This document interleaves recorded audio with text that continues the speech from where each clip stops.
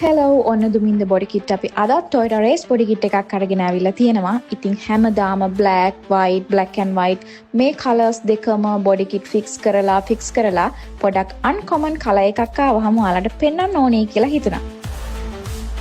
This package comes with 6 pieces, front, rear, 2 sides and 2 spoilers. මේ package එකේ front body kit, rear body kit, side skirt දෙකක්, ඒ වගේම spoilers දෙකක් තියෙනවා.